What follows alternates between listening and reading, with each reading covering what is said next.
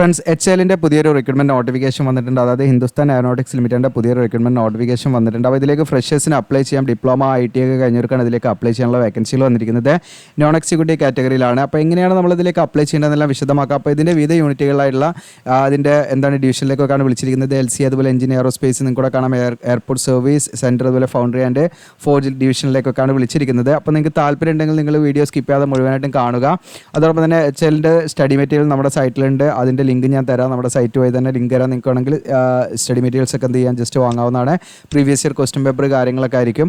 അപ്പോൾ ഇതിൽ നിങ്ങൾക്ക് എങ്ങനെയാണ് അപ്ലൈ ചെയ്യേണ്ടതെന്നുള്ള കാര്യങ്ങളൊക്കെ വീഡിയോയിൽ നമ്മൾ ഉൾപ്പെടുത്തുന്നുണ്ട്. അതോടൊപ്പം തന്നെ നമ്മുടെ ചാനൽ നിങ്ങൾ ഇതുവരെ സബ്സ്ക്രൈബ് 68.8K ആയിട്ടുണ്ട് സബ്സ്ക്രൈബർ. അപ്പോൾ നിങ്ങളൊരു 100Kയിലേക്ക് നിങ്ങൾ എത്തിക്കാൻ പറ്റുമ്പോൾ നിങ്ങളുടെ ഒരു സപ്പോർട്ട് ഉണ്ടായിരിക്കുക എന്നുള്ളതാണ്. ഓക്കെ, അപ്പോൾ ഇതൊരിക്കലും പെർമനൻറ്റ് വേക്കൻസി അല്ല. ഞാൻ തുടക്കത്തിൽ തന്നെ പറയാം. ഇന്നലെ നമ്മൾ വീഡിയോ ചെയ്തപ്പം നമ്മൾ തുടക്കത്തിൽ പറഞ്ഞിട്ടുണ്ടായിരുന്നു നേവൽ ഷിപ്പ് റിപ്പയർ യാർഡിൻ്റെ അത് പെർമനൻറ്റ് വേക്കൻസി അല്ല, അപ്രന്റീഷിപ്പാന്ന് തുടക്കത്തിൽ തന്നെ പറഞ്ഞിട്ടുണ്ടായിരുന്നു. അത് സ്കിപ്പ് ചെയ്ത് കണ്ടതുകൊണ്ടായിരിക്കണം കുറച്ച് ആളുകൾ എന്ത് ചെയ്തിട്ടുണ്ട് ചോദിച്ചിട്ടുണ്ട്. തുടക്കത്തിൽ പറഞ്ഞുകൂടെന്ന് നമ്മൾ പറഞ്ഞിട്ടുണ്ടായിരുന്നു കേട്ടോ. അപ്പോൾ നിങ്ങളത് സ്കിപ്പ് ചെയ്ത് കാണുന്നതുകൊണ്ടായിരിക്കും, അല്ലെങ്കിൽ സീക്ക് ചെയ്ത് കാണുന്നതുകൊണ്ടായിരിക്കും നിങ്ങളത് കേൾക്കാതിരുന്നത്. അപ്പോൾ തുടക്കത്തിൽ നമ്മൾ കാര്യങ്ങൾ പറയാറുണ്ട്. ഇത് പെർമനൻറ്റ് വേക്കൻസി അല്ലാതെ എന്താണ് ടെമ്പററി അടിസ്ഥാനത്തിലുള്ള വേക്കൻസിയാണ്.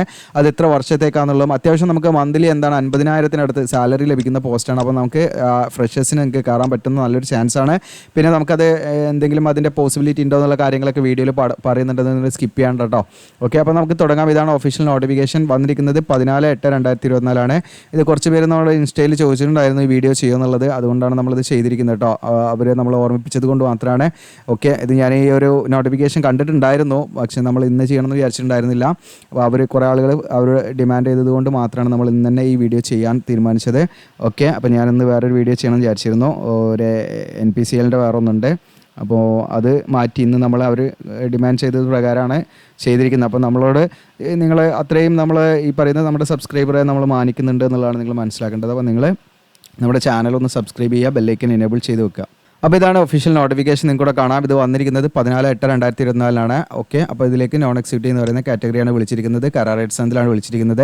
അപ്പോൾ ഇനി ഇതിൻ്റെ വേക്കൻസിയും അതുപോലെ ഒഴിവുകളും അതുപോലെ ഇതിൻ്റെ ക്വാളിഫിക്കേഷൻ കാര്യങ്ങളൊക്കെയാണ് നമ്മൾ നോക്കുന്നത്. അപ്പോൾ നിങ്ങൾക്ക് കൂടെ കാണാം ഡിപ്ലോമ ടെക്നീഷ്യൻ മെക്കാനിക്കലാണ്.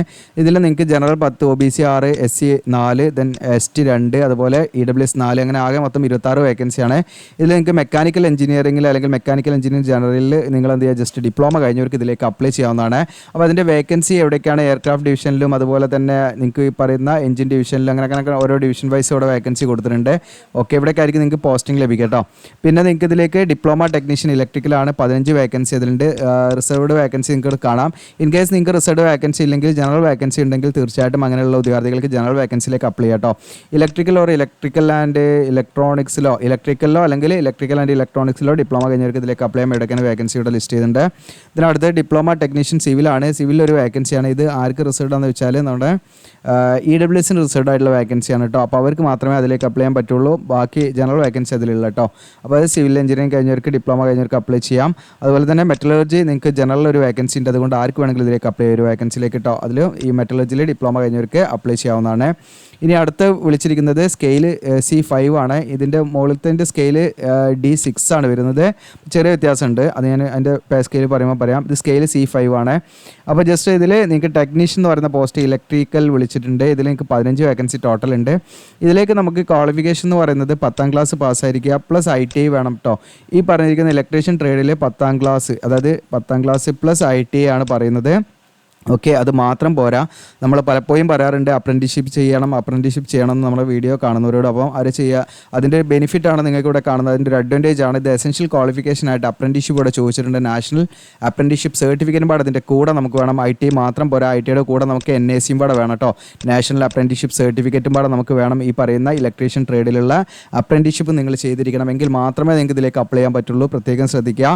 ഇനി അതല്ല 10ാം ക്ലാസ്സും പ്ലസ് നിങ്ങൾക്ക് എന്താണ് ഈ പറയുന്ന 3 വർഷം ഡ്യൂറേഷനുള്ള അപ്രന്റീഷിപ്പ് ചെയ്തിട്ടുണ്ടെങ്കിൽ ITIയുടെ ആവശ്യമില്ല. ജസ്റ്റ് നിങ്ങൾക്ക് SSLC പ്ലസ് എന്താണ് നിങ്ങൾക്ക് ഈ പറയുന്ന NAC കഴിഞ്ഞ് അവർക്ക് എന്ത് ചെയ്യാം, ഇതിലേക്ക് അപ്ലൈ ചെയ്യാം. പിന്നെ ഇതിലേക്ക് നിശ്ചയമുള്ള പെർസെൻറ്റേജ് കാര്യങ്ങളൊക്കെ വേണം. അത് വീഡിയോയുടെ മറ്റൊരു ഭാഗത്ത് പറയും. അതുകൊണ്ട് ഒന്ന് സീക്ക് ചെയ്ത് കാണണ്ട. നിങ്ങൾ വീഡിയോ മുഴുവനായിട്ടിരുന്ന് കണ്ടതിന് ശേഷം എലിജിബിൾ ആണെന്ന് നോക്കിയിട്ട് അപ്ലൈ ചെയ്യാം കേട്ടോ. ഓക്കെ, അപ്പോൾ പ്രത്യേകം ശ്രദ്ധിക്കുക. ഇതിലേക്കുള്ള ക്വാളിഫിക്കേഷൻ ഞാൻ പറഞ്ഞു. അപ്പോൾ നിങ്ങൾക്ക് ഈ 2 രീതിയിൽ അപ്ലൈ ചെയ്യാം. ഒന്ന് ITI 10ാം class plus ITI plus NAC ഉള്ളവർക്ക് അപ്ലൈ ചെയ്യാം. ഇനിയല്ല SSLC പ്ലസ് NAC, ITIൻ്റെ ആവശ്യമില്ല. ഈ പറയുന്ന 3 year NAC നിങ്ങൾ ഇലക്ട്രീഷ്യൻ കഴിഞ്ഞിട്ടുണ്ടെങ്കിൽ അതിൽ ആ ട്രേഡിൽ കഴിഞ്ഞ അങ്ങനെയുള്ളവർക്ക് എന്ത് ചെയ്യാം, ഇതിലേക്ക് അപ്ലൈ ചെയ്യാവുന്നതാണ്. ഇനി അടുത്തത് ടെക്നീഷ്യൻ ഫിറ്റർ ആണ്. ഫിറ്ററിൽ നിങ്ങൾക്ക് 101 വേക്കൻസി ഉണ്ട്. അപ്പോൾ നിങ്ങളുടെ കൂട്ടുകാരൊക്കെ ഉണ്ട്, അവർക്ക് മാക്സിമം നിങ്ങൾ ഷെയർ ചെയ്ത് കൊടുക്കുക, നല്ലൊരു അവസരമാണ്. അപ്പോൾ ഇതിലേക്ക് ഈ പറഞ്ഞ പോലെ നിങ്ങൾക്ക് ഈ പറയുന്ന ഫിറ്റർ ട്രേഡിൽ നിങ്ങൾ എന്താണ് ITI പ്ലസ് NIC ഈ പറയുന്ന നാഷണൽ അപ്രന്റീസ് സർട്ടിഫിക്കറ്റ് വേണം. അതായത് 10ാം class plus ITI plus NIC, okay, national apprenticeship certificate. ഈ 3 രീതിയിൽ നമുക്ക് ക്വാളിഫിക്കേഷൻ ഉണ്ടായിരിക്കണം. 10ാം ക്ലാസ് വേണം, ITI വേണം, ഈ പറയുന്ന NIC നാഷണൽ അപ്രന്റീസ്ഷിപ്പ് സർട്ടിഫിക്കറ്റും ഈ പറയുന്ന ഫിറ്റർ ട്രേഡിലുള്ളവർക്ക് എന്ത് ചെയ്യാം, ഇതിലേക്ക് അപ്ലൈ ചെയ്യാം. ഇനി അതല്ലെങ്കിൽ 10ാം ക്ലാസ്സും 3 ഇയർ ഡ്യൂറേഷനുള്ള നാഷണൽ അപ്രന്റീസ്ഷിപ്പ് സർട്ടിഫിക്കറ്റ് നിങ്ങൾക്ക് ഫിറ്ററിലുണ്ടെങ്കിൽ അത് വെച്ചിട്ട് നിങ്ങൾക്ക് എന്ത് ചെയ്യാം, ITI ഇല്ലാതെ തന്നെ ഇതിലേക്ക് അപ്ലൈ ചെയ്യാവുന്നതാണ് കേട്ടോ. ഓക്കെ, പിന്നെ അടുത്ത ടെക്നീഷ്യൻ ഷീറ്റ് മെറ്റലാണ്. ഇതിൽ ജനറലും ഇതിലൊക്കെ വേക്കൻസി ഉണ്ട്. ടോട്ടൽ വേക്കൻസി 2 ആണ്. അപ്പോൾ ഇതിലേക്ക് ഈ പറയുന്ന ഷീറ്റ് മെറ്റൽ വർക്ക് ട്രേഡിൽ നിങ്ങൾക്ക് എന്താണ് ഈ പറയുന്ന ITIയും പ്ലസ് NIC ഉള്ളവർക്ക് അപ്ലൈ ചെയ്യാം. 10ാം ക്ലാസ് ITI പ്ലസ് NIC, ഇനി അല്ലെങ്കിൽ 10ാം ക്ലാസ് പ്ലസ് 3 ഇയർ എന്താണ് NIC ഉള്ളവർക്ക് നാഷണൽ അപ്രന്റീസ്ഷിപ്പ് സർട്ടിഫിക്കറ്റ് ഉള്ളവർക്ക് അതിലേക്ക് അപ്ലൈ ചെയ്യാം. ഓക്കെ, ആ ട്രേഡിൽ കേട്ടോ, ഈ പറയുന്ന ഷീറ്റ് മെറ്റൽ ട്രേഡിൽ. ഇതിനടുത്ത് ടെക്നീഷ്യൻ ഫൗണ്ടറി മാൻ ആണ്. ഇതിൽ 2 വേക്കൻസിയാണ്. ഇതിലും ജനറൽ വേക്കൻസി ഉണ്ടായതുകൊണ്ട് ആർക്കും വേണമെങ്കിൽ ഇതിലേക്ക് അപ്ലൈ ചെയ്യാം. അപ്പോൾ ഇതിലേക്കുള്ള ക്വാളിഫിക്കേഷൻ എന്ന് പറയുന്നത് ഫൗണ്ടറി മാനിൽ നിങ്ങൾക്ക് എന്താണ് ITIയും NICയും വേണം, 2ഉം വേണം. അതുപോലെ 10ാം ക്ലാസ് പാസ്സായിരിക്കണം. 10ാം class plus ITI plus NIC ഈ പറയുന്ന ഫൗണ്ടറി മാനിലായിരിക്കണം. ഇനി അല്ലെങ്കിൽ 10ാം ക്ലാസ്സും നിങ്ങൾക്ക് എന്താണ് ഫൗണ്ടറി മാനിൽ 3 ഇയർ ഡ്യൂറേഷനുള്ള ആ ഒരു അപ്രന്റീസ്ഷിപ്പ് കഴിഞ്ഞവരാണെങ്കിൽ അങ്ങനെയുള്ളവർക്ക് ഇതിലേക്ക് അപ്ലൈ ചെയ്യാം. ഇതിനടുത്ത ടെക്നീഷ്യൻ വെൽഡർ ആണ്. ഇതും ജനറൽ വേക്കൻസിയാണ്, ആർക്കും വേണമെങ്കിൽ ഇതിലേക്ക് അപ്ലൈ ചെയ്യാം. ഇതിൽ നമുക്ക് 10ാം ക്ലാസ് പ്ലസ് എന്താണ് ITI, വെൽഡറിലുള്ള ITI, അതുപോലെ തന്നെ നമുക്ക് വെൽഡറിലുള്ള NIC ഉണ്ടായിരിക്കണം. അങ്ങനെയുള്ളവർക്ക് ഇതിലേക്ക് അപ്ലൈ ചെയ്യാം. അതല്ലെങ്കിൽ നമുക്ക് ഈ പറയുന്ന 10ാം ക്ലാസ് പ്ലസ് NIC ഉണ്ടെങ്കിൽ അത് വെച്ചിട്ട് നിങ്ങൾക്ക് എന്ത് ചെയ്യാം, 3 വർഷത്തെ NIC ഈ പറയുന്ന വെൽഡർ ട്രേഡിലുണ്ടെങ്കിൽ അങ്ങനെ വെച്ചിട്ടും ഇതിലേക്ക് അപ്ലൈ ചെയ്യാം. ഇതിനടുത്ത് ടെക്നീഷ്യൻ മെഷീനിസ്റ്റ് ആണ്. ഞാൻ ഇത് റിപ്പീറ്റ് ചെയ്യുന്നില്ല, നിങ്ങൾക്ക് സെയിം രീതിയിൽ തന്നെയാണ്. നിങ്ങൾ ഈ പറയുന്ന എന്താണ് മെഷീനിസ്റ്റ് ട്രേഡിൽ ഈ പറയുന്ന ITIയും NICയും 10ാം ക്ലാസ്സും ഉണ്ടെങ്കിൽ നിങ്ങൾക്ക് എന്ത് ചെയ്യാം, അതിലേക്ക് അപ്ലൈ ചെയ്യാൻ. അതല്ല മെഷീനിസ്റ്റ് ട്രേഡിൽ നിങ്ങൾക്ക് എന്താണ് NIC പ്ലസ് എന്താണ് 10ാം ക്ലാസ്സും പാസ്സാണെങ്കിൽ അതിലേക്ക് അപ്ലൈ ചെയ്യാവുന്നതാണ്. ഇനി അടുത്ത ടെക്നീഷ്യൻ ഇലക്ട്രോപ്ലേറ്റർ ആണ്. ഇതിൽ ഇലക്ട്രോപ്ലേറ്റർ എന്ന് പറയുന്ന ട്രേഡിൽ നിങ്ങൾക്ക് ITI പ്ലസ് NIC ഉണ്ടെങ്കിൽ അത് വെച്ച് അപ്ലൈ ചെയ്യാം. ഇനി അതല്ല നിങ്ങൾക്ക് 3 വർഷം നാഷണൽ അപ്രന്റീസ്ഷിപ്പ് സർട്ടിഫിക്കറ്റ് ഈ പറയുന്ന ഇലക്ട്രോപ്ലേറ്റിൽ ഉണ്ടെങ്കിൽ അത് വെച്ചിട്ട് നിങ്ങൾക്ക് എന്ത് ചെയ്യാം, ഇതിലേക്ക് അപ്ലൈ ചെയ്യാം കേട്ടോ. ഓക്കെ, അപ്പോൾ ഈ ഭാഗങ്ങൾ മാത്രം കേൾക്കുന്നതിന് മുകളിലുള്ള കാര്യങ്ങൾ ഇവിടെ കേൾക്കണം. ഞാനത് കംപ്ലീറ്റ് ചെയ്ത് പറഞ്ഞാണ്, റിപ്പീറ്റ് ചെയ്യുന്നില്ല.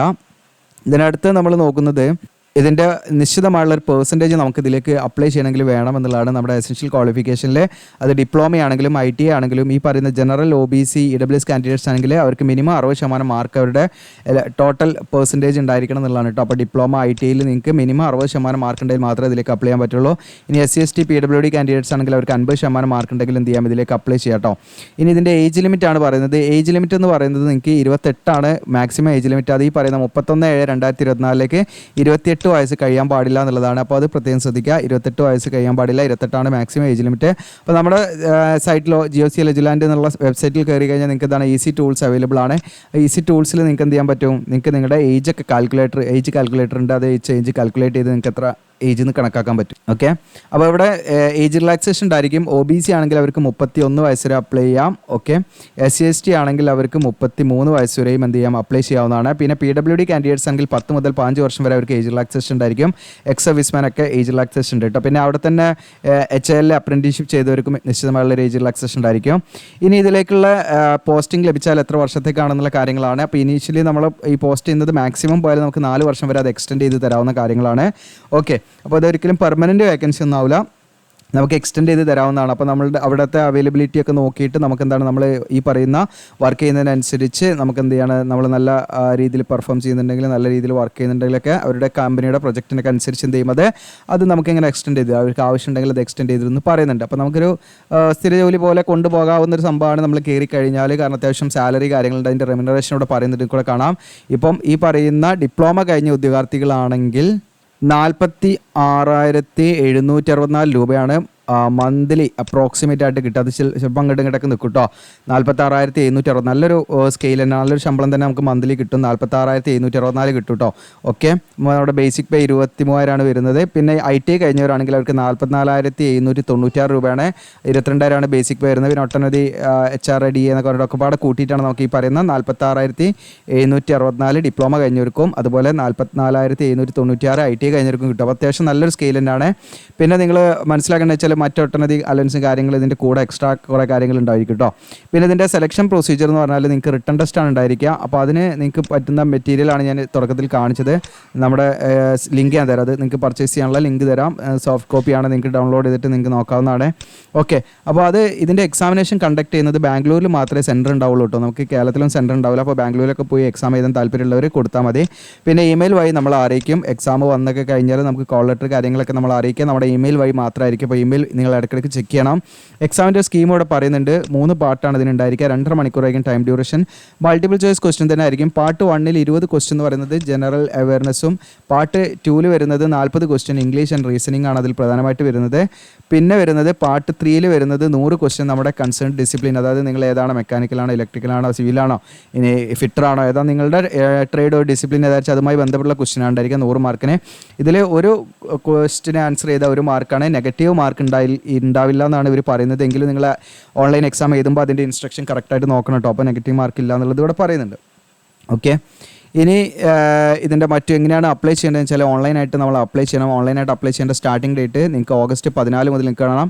ഇവിടെ ഈ പറയുന്ന 28 വരെ, ഓഗസ്റ്റ് 28 വരെ നിങ്ങൾക്ക് സമയമുണ്ട്. അപ്പോൾ ഓഗസ്റ്റ് 28 ഉള്ളിൽ നിങ്ങൾക്ക് എന്ത് ചെയ്യാം, അപ്ലൈ ചെയ്യാവുന്നതാണ്. ലാസ്റ്റ് ഡേറ്റ് ഓഗസ്റ്റ് 28 ആണെന്ന് പ്രത്യേകം ശ്രദ്ധിക്കുക. ഒരു ഉദ്യോഗാർത്ഥിക്ക് ഏതെങ്കിലും ഒരു പോസ്റ്റിലേക്ക് എന്ത് ചെയ്യാൻ പറ്റുള്ളൂ, അപ്ലൈ ചെയ്യാൻ പറ്റുള്ളൂ എന്നും പ്രത്യേകം പറയുന്നുണ്ട്. അപ്ലിക്കേഷൻ ഫീ ഉണ്ട് ഇതിലേക്ക്. 200 രൂപയാണ് അപേക്ഷാ ഫീസ് വരുന്നത്. എന്നാൽ SC/ST PWD എക്സ് സർവീസ്മാൻ ഒന്നും യാതൊരുവിധ ഫീസും കൊടുക്കേണ്ട. ഓക്കെ, എക്സ് സർവീസ്മാൻ ഇല്ല, സോറി, എക്സ് അപ്രന്റീഷിപ്പാണ്.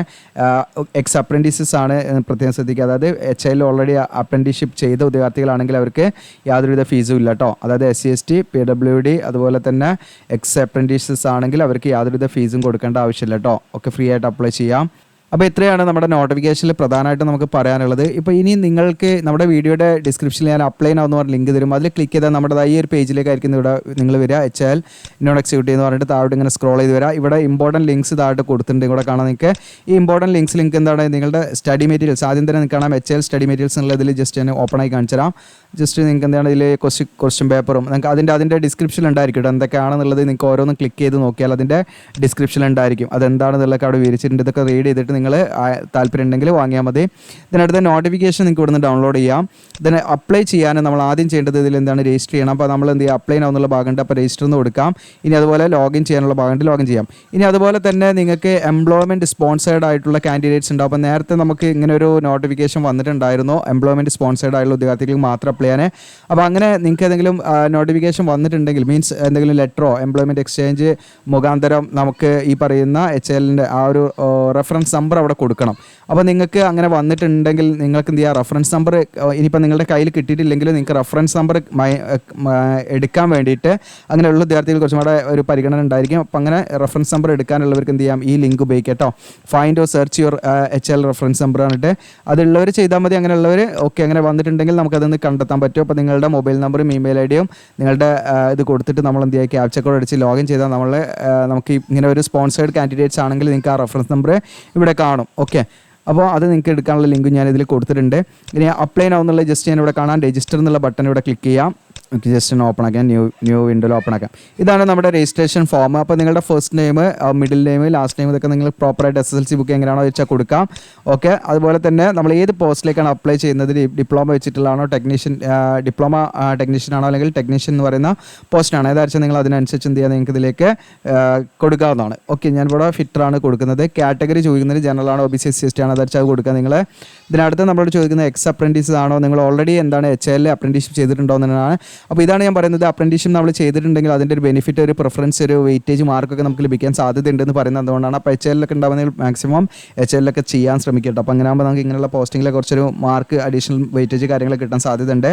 അപ്പോൾ ഇവിടെ നിങ്ങൾക്ക് ആണെങ്കിൽ യെസ് എന്ന് കൊടുക്കാം, എത്ര വർഷം എന്നുള്ളത് വേണമെങ്കിൽ ഉണ്ട്, അത് കൊടുക്കാം. അപ്പോൾ നമ്മളിവിടെ നോ ആണ് കൊടുക്കുന്നത്. ഇതിനടുത്ത് നിങ്ങളോട് ചോദിക്കുന്നത് എന്തെങ്കിലും എക്സ്പീരിയൻസ് ഉണ്ടോ എന്നാണ്. എക്സ്പീരിയൻസ് ഉണ്ടോ ഇവിടെ കൊടുക്കുക, അല്ലെങ്കിൽ 0 എന്ന് നിങ്ങൾ കൊടുക്കാം.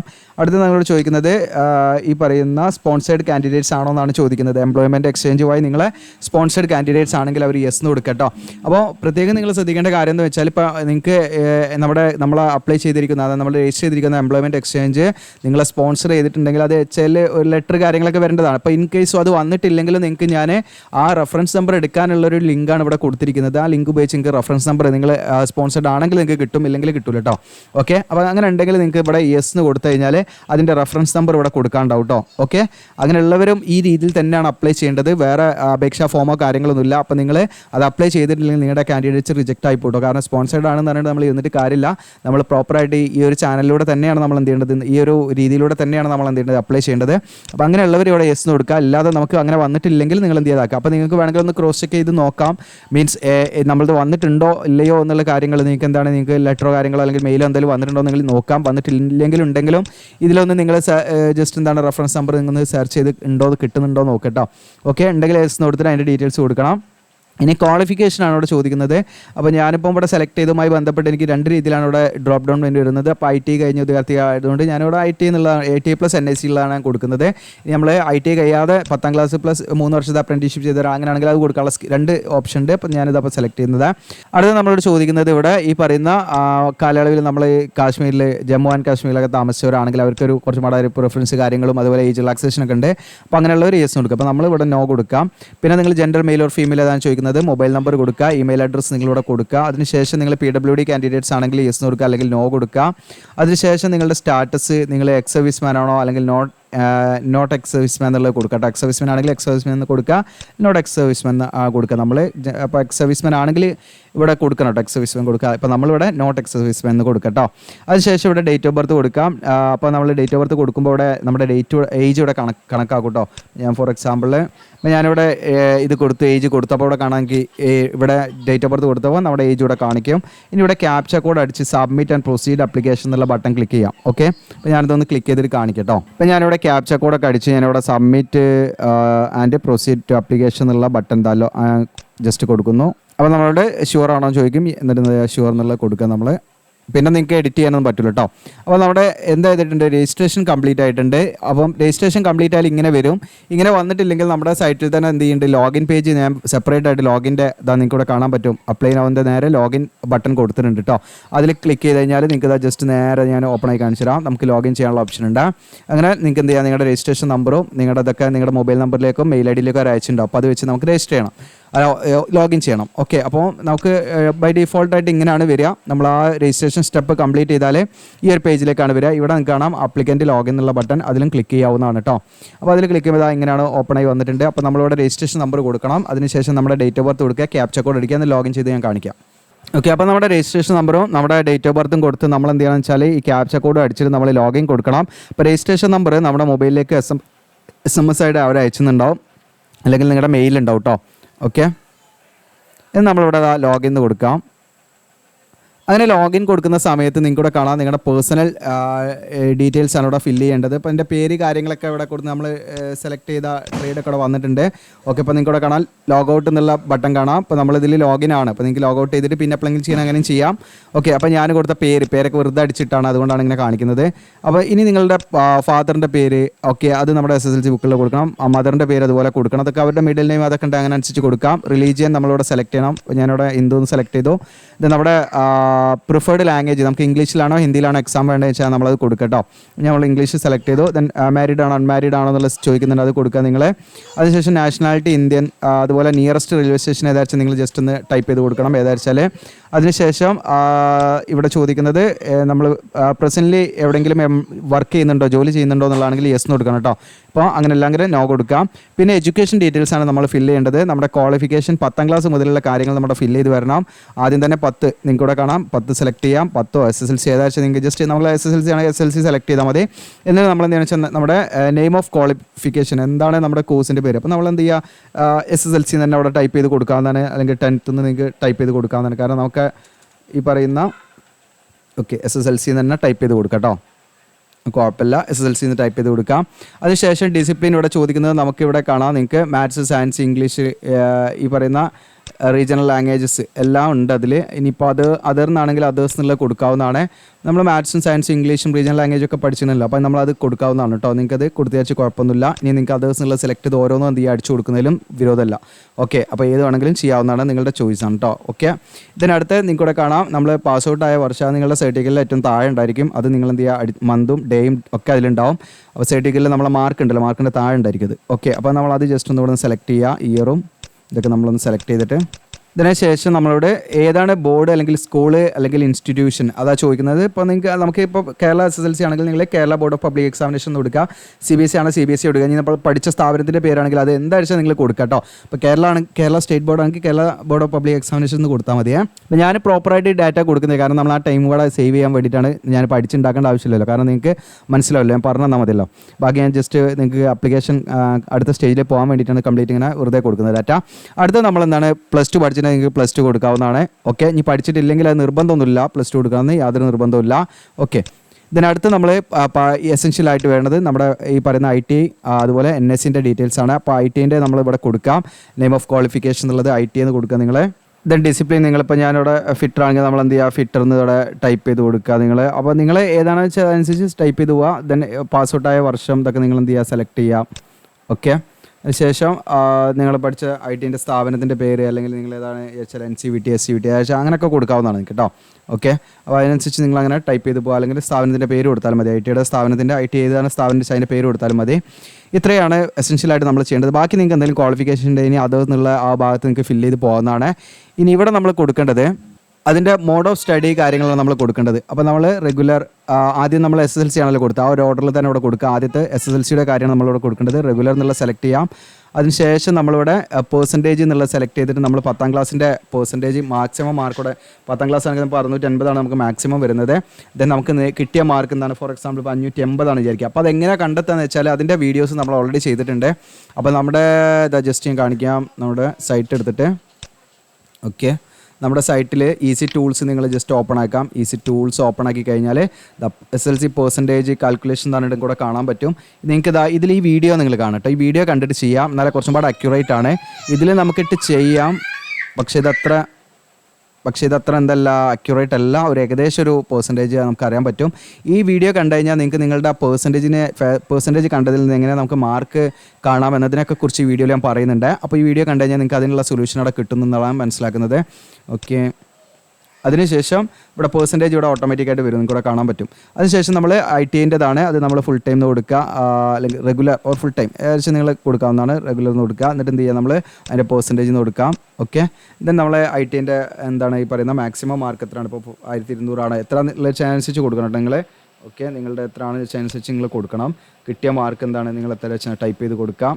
ഓക്കെ, എന്നിട്ട് അതിൻ്റെ പെർസെൻറ്റേജ് ഇവിടെ കാണിക്കുക. എത്രയാണ് നമ്മൾ മിനിമം നമ്മൾ ഫില്ല് ചെയ്യേണ്ടത്. ഇനിയിപ്പോൾ നിങ്ങൾ ഇത് അപ്ലൈ ചെയ്യുന്ന സമയത്ത് ഏതെങ്കിലും കോഴ്സ് ചെയ്തുകൊണ്ടിരിക്കുന്നുണ്ടെങ്കിൽ ആ കോഴ്സിൻ്റെ ഡീറ്റെയിൽസ് ഇവിടെ കൊടുക്കണം കേട്ടോ. ഓക്കെ, ഇപ്പോൾ നമ്മൾ നിലവിൽ ഏതെങ്കിലും കോഴ്സ് നമ്മൾ കംപ്ലീറ്റ് ചെയ്തിട്ടില്ല, നമ്മൾ ചെയ്തുകൊണ്ടിരിക്കുകയാണെങ്കിൽ ആ കോഴ്സിൻ്റെ ഡീറ്റെയിൽസ് ഇവിടെ കൊടുക്കാവുന്നതാണ്.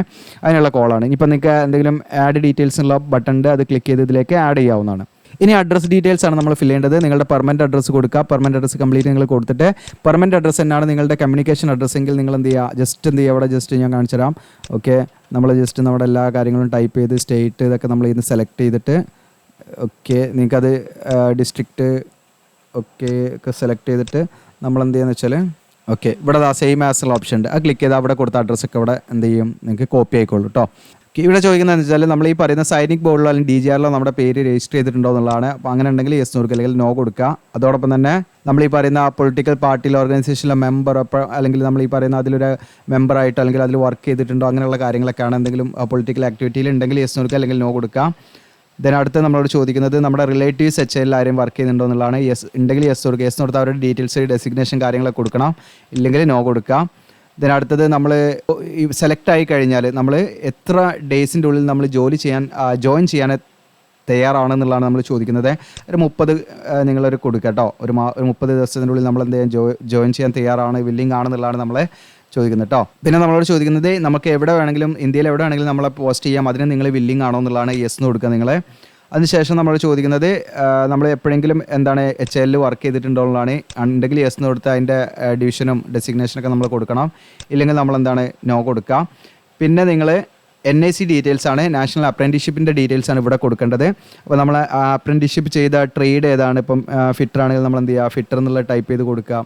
ദെൻ അതിൻ്റെ ഡ്യൂറേഷൻ നമ്മളിവിടെ കലണ്ടർ യൂസ് ചെയ്തിട്ട് എന്ത് ചെയ്യണം, നമ്മൾ ചെയ്യണം കേട്ടോ. ഓക്കെ, അപ്പോൾ ജസ്റ്റ് നിങ്ങൾ കലണ്ടർ യൂസ് ചെയ്തിട്ട് അതിൻ്റെ ഡ്യൂറേഷനൊക്കെ ഇവിടെ നിന്ന് നിങ്ങൾ ചെയ്യാം. ഓക്കെ, അതിൽ കിട്ടിയിരിക്കുന്ന പെർസെൻറ്റേജ് എത്രയാണെന്ന് വെച്ചാൽ നിങ്ങൾ ആ പെർസെൻറ്റേജ് ജസ്റ്റ് എന്ത് ചെയ്യുക, അവിടെ ടൈപ്പ് ചെയ്യാം.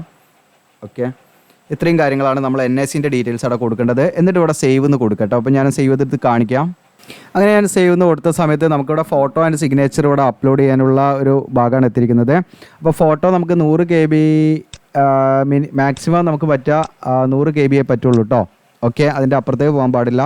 ദെൻ സിഗ്നേച്ചർ ആണെങ്കിൽ നമുക്ക് 50 KB കൂടാൻ പാടില്ല. അപ്പോൾ നമ്മളിവിടെ ബ്രൗസ് എന്നുള്ള ബട്ടൺ ഇവിടെ ക്ലിക്ക് ചെയ്യാം.